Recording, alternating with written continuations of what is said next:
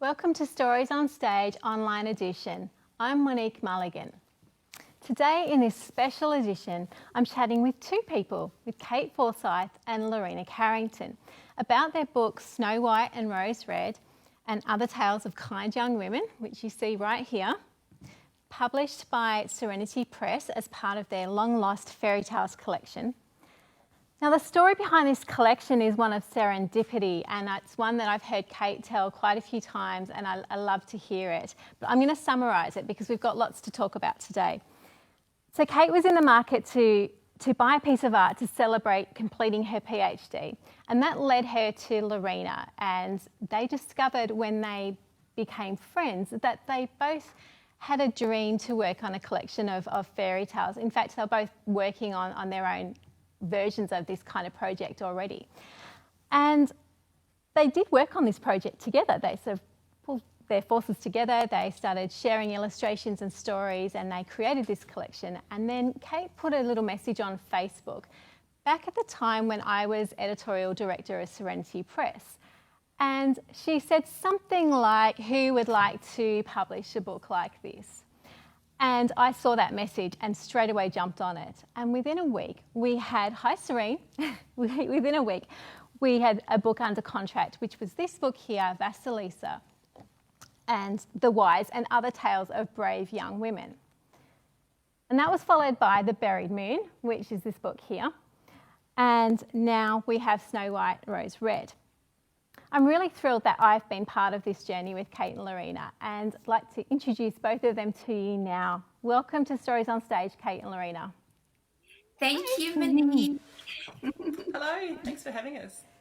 Great to see you both and to just see your smiling faces again. It's been such a while.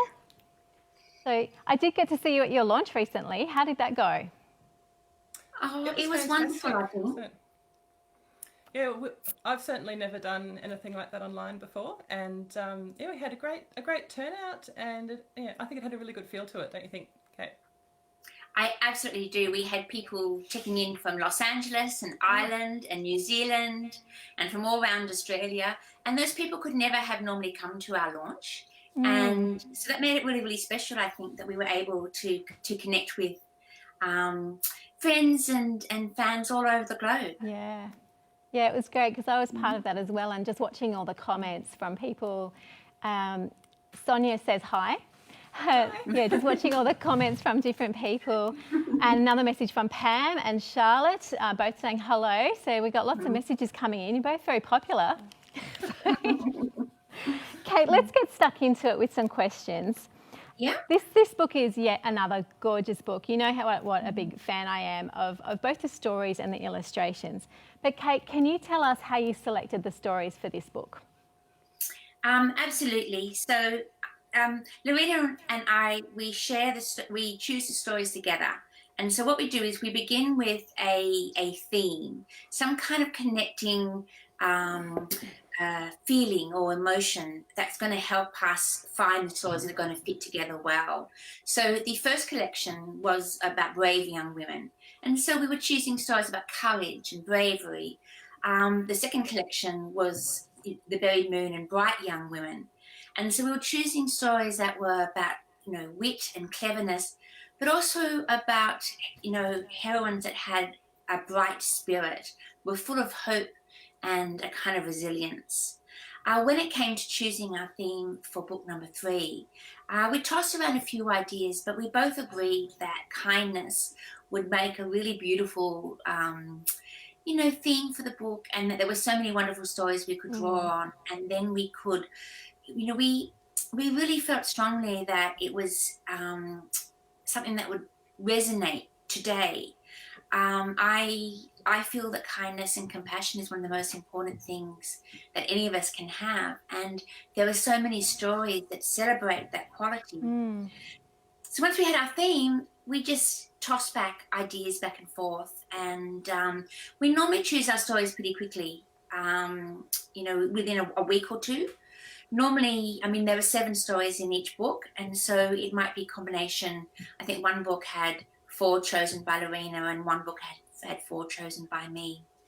And then once we have the stories chosen, then it's just a matter of doing the research and the writing. So there was a particular story that I think you did want to include, and then you had to leave that one out. Which one was that one? Snow White, not Snow White, The Snow Queen, Yeah. Hans Christian Andersen. So that was one of our initial 7 tales, but when I came to work with it, I just couldn't make it work for me. I can't retell a story unless it's speaking to me very powerfully. And my main reason for it was that the character Gerda in The Snow Queen, she was quite young and very passive, and she didn't really do much. It was all other things happening by chance and coincidence.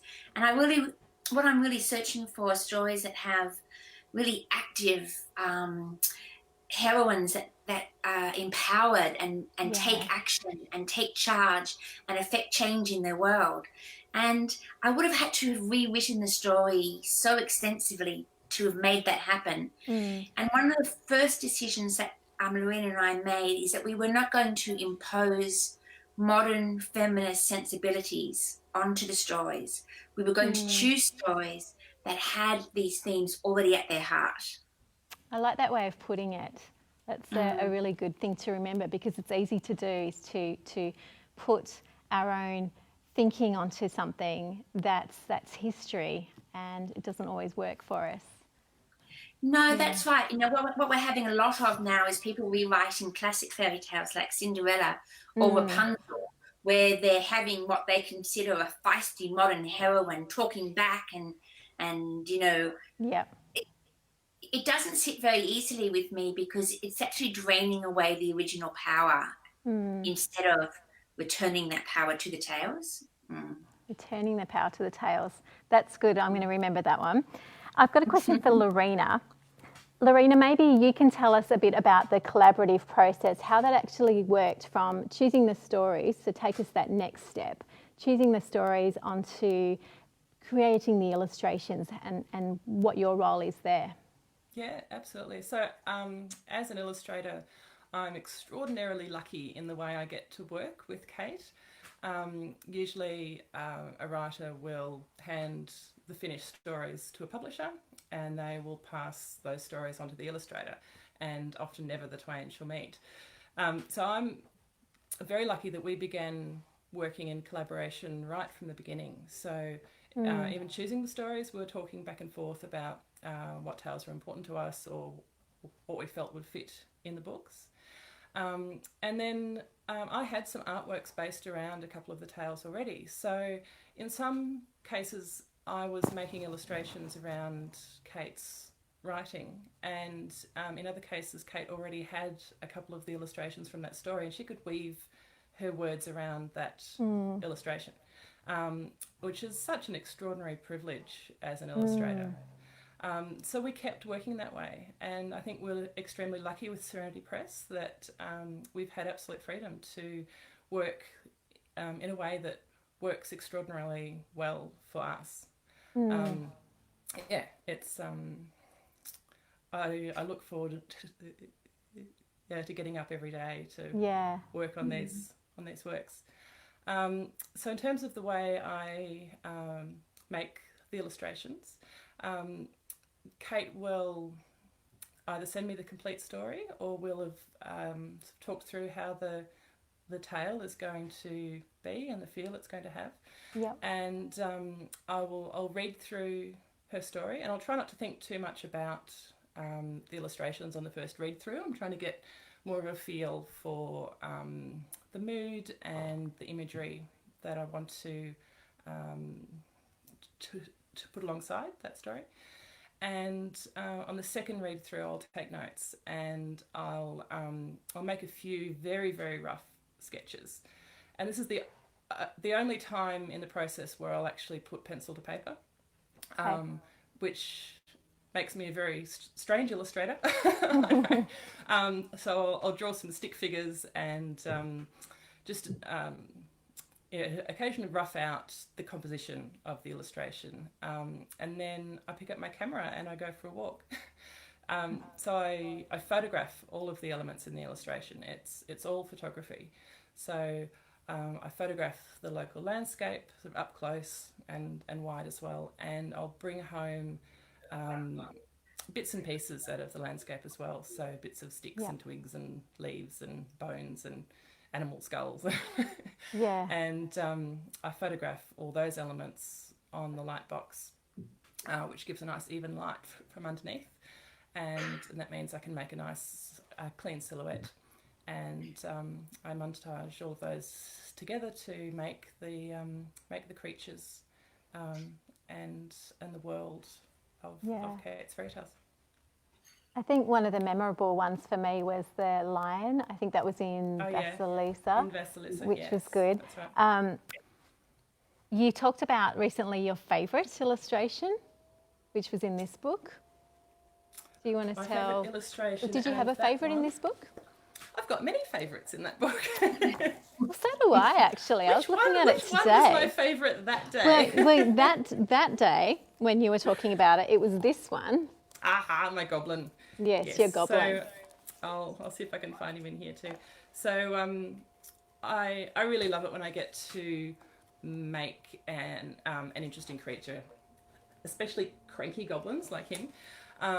He's a great goblin. He's fantastic. He's wicked and crotchety and cranky and thoroughly nasty. So I actually based the pose on my very sweet and lovely 14-year-old. Was she being a goblin? She was not being a goblin at the time. Okay. She was being great. When I make, say, a figure like this, I photographed her in a variety of poses and used that as a template to build up the crotchety old goblin. So I had her quite faded out in the background and then laid over sticks and twigs and dried leaves and bits of string. I'll hold it up close. Yeah. So that you can see. So he's made up of it's fabulous. Dried leaves and dead things, basically. So yes, I had a wonderful time making him, and there's a fish that he's tangled up with as well that you can see here, which involved me going down to the local fish shop and saying, I need some whole fish. I don't care what they taste like. I just need them to look interesting. So I think I came home with a few blue mackerel, I think they were in the end. So I photographed them in silhouette and also photographed the texture of the scales as well to get that sheen. And then we did have them for dinner later. Oh, okay. Well, that's good. It wasn't wasted then. No, that's right. That's a good way to use art. So yes, absolutely. Yeah, that's right. Eat it when you're done. Yes. A question for Kate then. Maybe Kate can tell us a bit about the different stories that are in this book. and let readers know about them. And Carolyn, by the way, says she loves the goblin. So, I love the Goblin too, but I love all of Lorena's illustrations. I must admit that sometimes when I'm thinking about a story, or when I'm actually rewriting the story, I like to imagine what Lorena might do with it, and I try and make my writing really vivid and really alive and full of imagery, so that it sparks something really beautiful in Lorena's imagination as well. So in each of the 3 books, there are 7 stories. And I love the process of finding the stories. The first one is called Snow White and Rose Red, and is probably the best known of the stories in this collection. It was actually an old German tale, which was retold by Wilhelm Grimm. And it's got an enchanted prince who's a bear, and it's got a brother, 2 sisters. And I was one of 2 sisters, and I always used to think that I was Rose Red and my blonde sister was Snow White. So it's quite a close story to my imagination. I'm just going to show you the beautiful first page of it. There you go. So that's Snow White. Lift it up a bit higher for us. Pardon? Lift it up a little higher for us. You might have to cover your face. Yeah, and back a bit. And back a bit. There you That's go. good. That's perfect. So Snow White and Rose Red was, when I'm choosing the stories, I think quite carefully about what order they're going to go in. And so I want to start with a story that's got a lot of vitality and humour as a kind of way of enticing people into the story. Snow White and Rose Red is then followed by an absolutely beautiful Slovenian story, which is called Strawberries in the Snow. And I'm going to hold it up for you. Can you see? Yes, that's better. That's good. Yes. That's incredible, that illustration. Oh, isn't it beautiful? I absolutely adore it. And we're getting lots of comments from people saying how much they love the illustration process. So that's really good. Yeah. So Strawberries in the Snow is again a very old tale that was retold by a Czechoslovakian female writer. And it's really beautiful. It is set in this kind of wintry forest, and it's about a cruel stepmother that sends her stepdaughter out to find impossible things. So strawberries in the snow, violets and apples. And she gets helped by the magical 12 months, all of whom have, this kind of earthy power. So Strawberries in the Snow was an absolute delight to retell. And one of the reasons why I love it is because there's no prince. There's no hero. It's simply a story about a girl. All right, so then we have The Lass Who Climbed Mischanta Mountain. Have a look at let me see if I can hold it up properly. There you go. Maybe Monique should hold it on mine. Yeah. She does a better job than me. So this is a beautiful Scottish tale. This was one that I did not know, and which Lorena suggested, and I fell in love with it as soon as I read it. It's a story about a young woman who rescues her sister, which I think is really, really special. I'm not going to try and hold it up anymore. You'll just have to buy the book and see the pictures yourself. Then there's Tricking the Witch, which is a Bavarian story that was lost for hundreds and hundreds of years and was found only like 4 or 5 years ago. And I love this idea that there are all these stories out there in the world that have been lost and can be rediscovered. And so I was very keen to enjoy that one. It's, again, full of atmosphere. It's got a beautiful love story at the heart of it. It's filled with music. I really loved that one. Then we have The Pot Who Went to the Laird's Castle, which is a Scottish traveller tale. It's very lively, very funny. It has the most delightful pot in it, which I adore writing. And I know that Lorena adored illustrating that one because it's just so full of humour and tenderness. Then we have a literary tale that comes from the Victorian fairy tale teller Mary de Morgan, who was, she was a suffragette. She fought for women's rights. She worked in the East End slums, trying to help young women. Her stories are so unjustly forgotten. And so we've had one in every edition, and The Enchanted Cup is actually a personal favourite of mine. And then the last one we have is called The Corpse Watchers. And it's dark and eerie and about death and hell and about the importance of keeping a promise and being brave. And it has at the heart of it this glass mountain that our heroine has to climb.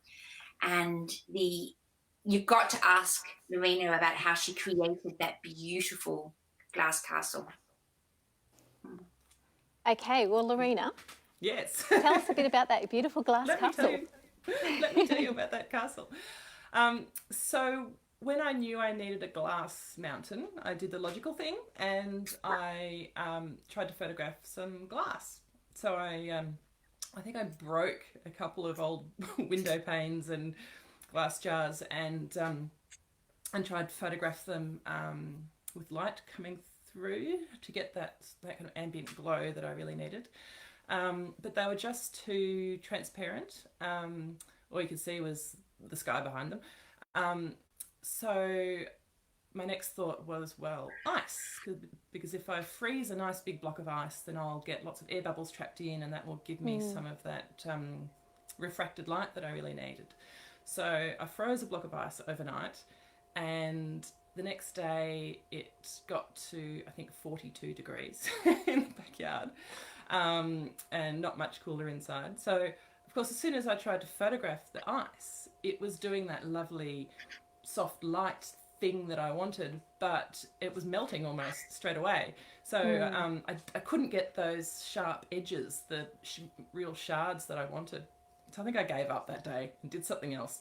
And I was making jelly for dinner that night, and carved a spoon out. And when you've got slightly thick jelly, it breaks away in these beautiful sharp shards of wobbly jelly. Yeah.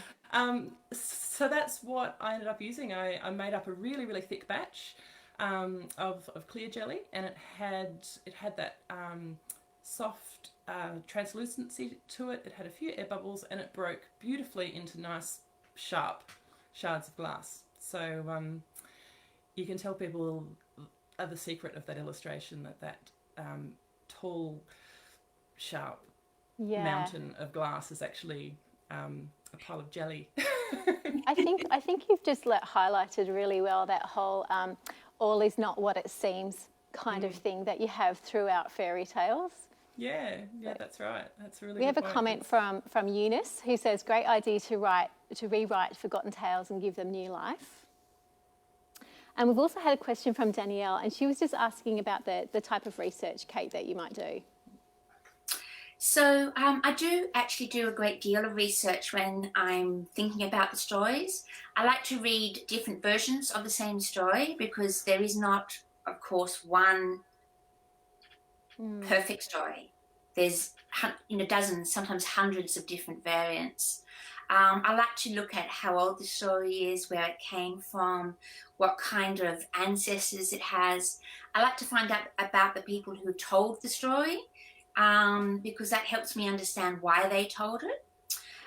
So it seems like just a simple story, but in actual fact I'm doing an awful lot of work that then is invisibly feeding into how I tell the story, and what kind of mood and tone I'm using, and if I'm going to change it, what changes I make, because I want to respect the history and the meaning of the tale. It's not just retelling it in prettier language, it's about really honouring the sources of the tale. Some tales are highly studied and annotated, and it's very, very easy to find out what I need to know about them. Other tales are not really, The Corpse Watchers, for example, is a tale that I'd never found before, and it was quite a lot of work digging out where it had come from and what it meant. I have a lot of books. You can probably see my bookshelf behind me. I have a lot of books on fairy tale scholarship. I collect old fairy tales and people send them to me. Of course, there's always, Google and the internet and other books that help me as well. Yeah. That's a great question, Danielle. Thank you for that one. I guess fairy tales are just so enduring and fascinating. And I'd like to ask both of you, what is it about fairy tales that fascinates you, and why are they fascinating to audiences still today? Maybe Lorena first? I'll start if you like. Yeah. I think they tell us a lot about ourselves and a lot about our history. And they remind us of what we've been through as a society and as individuals as well. And I think, like studying history and the great wars and tales of noble heroes and royalty, and that's a thing that we see as important reminders of our humanity, I suppose. Fairy tales are just as important. Because they show the small adventures, I suppose, that we all have, and the symbolism within them. Kate, I think you can probably talk about this a little more succinctly than me, but it's this a reminder that we've always been the same on the inside, where we've always been these humans with struggles and sadnesses and grief and great joy as well. Kate, did you want to add something to that? I do, because of course this is a subject that fascinates me so much. One of the reasons why I'm drawn to and fascinated by fairy tales is because on the one hand they're so old. They've existed as long as language has existed, and so humans have been telling stories of gods and heroes and struggles and tasks for thousands of years, and yet they are still so relevant today. Fairy tales are not a remnant of the past which have been pinned down and made static. They continue to grow and to change and to offer enormously important lessons about transformation and growth and the struggle to be human. To me, fairy tales are so interesting because they have two faces. So on the one hand, the sunlit face is that they are tales of enchantment that make us laugh and make us shiver and entertain us and transport us to other worlds. But they have another face, a kind of more shadowy nighttime face, and that hidden face is actually one of kind of the psychological dramas of being human. Our fears, our longings, our desires, the things that make us angry, the things that we have to work through on our journey towards wisdom. And so the fact that they work on these two levels constantly is something that I'm acutely aware of, and I'm always playing with that tension in the way I tell the stories. And then of course Lorena is always playing with that tension as well in her extraordinary art, which is why it's all about brightness and darkness. It's all about what is seen and what is hidden. And that, I think, is the reason why we all find them so fascinating. I agree. I think you've just summed it up, both of you, so beautifully. And I see that, people say, where's the relevance today? But you've just explained it so well, succinctly. And I hope that there's a whole new generation of readers for books like these that, learn, I suppose, different life skills and ways of thinking, and get inspired by the heroes and heroines of these stories. So I'm going to ask two more questions and then we have to go. So this is a short one. If one of the stories from any of these three books could be made into a Disney film, Which one would you choose? Lorena, you can go first. I can see you like dying to. Kate go first. I think they would all make fabulous films. Of course they would. I really like the rollicking adventure in The Pot Who Went to the Laird's Castle. Kate, you were talking about this before. I think it's got it all, really. And I would love to see that little pot skittering along, animated off to the castle. What about you, Kate? I'm just trying to decide, and I'm just going to have a flick through. It's like giving you a menu, isn't it? There's so many beautiful stories and so many ones that mean so much to me. But I think maybe Tricking the Witch, simply because it's so visually gorgeous. It is structured in such this incredibly old mythic way, where there's these challenges and steps, and each time the heroine has to draw upon her own inner strength and power to overcome this terribly wicked witch. And she saves herself and she saves her sweetheart. And she is the idea of them at the end, where they throw over the possibility of being, a prince and a princess, and they run off down the road hand in hand and barefoot towards happiness. I love it. I think I if I was trying to choose, I don't think I'd be able to either. It would be very hard, and I'm really bad in a restaurant with big menus. So I'd be there for ages tossing up, there. But I do particularly like the Pot Who Went to the Laird's Castle, just because it made me laugh so much. And, it was just I could feel your delight in your words when you wrote that story. And the language in that story is fantastic, isn't it? It really is, It really rollicks beautifully. So people, if anyone hasn't read this book, and look for that particular story, if you're needing a bit of a smile, it really will bring a smile to your face. Last question is, the three books that we have so far all give voice to females. Do you have plans to release one that gives more of a boy's voice? I know you've answered this question before, but there are people who want to know. And secondly, how many more books can we expect from you in this collection? So I'm going to answer the first question first. Yes, we are now working on a collection of stories for young men. It's called The Gardener's Son, The Golden Bird, and Other Tales of Gentle Young Men. And so I've already written the stories, and then I've sent them to Lorena to play with. Again, we chose the stories together, and again, some of them are better known than others. Others have been lost completely for centuries, and so it's so exciting. We're like archaeologists digging them up.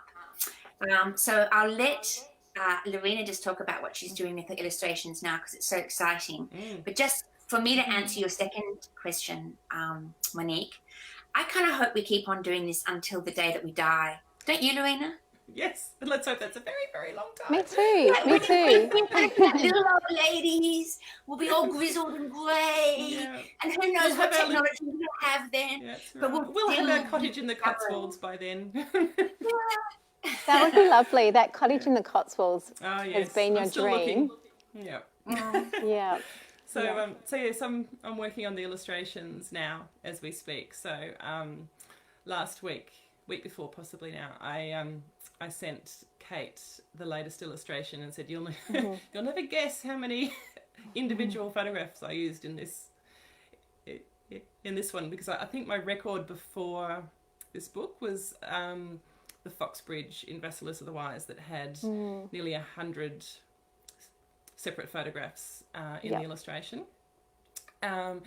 This one I've done something I've been dreaming of making for years now, and it was a Persian palace full of glowing windows and the little secret nooks and crannies.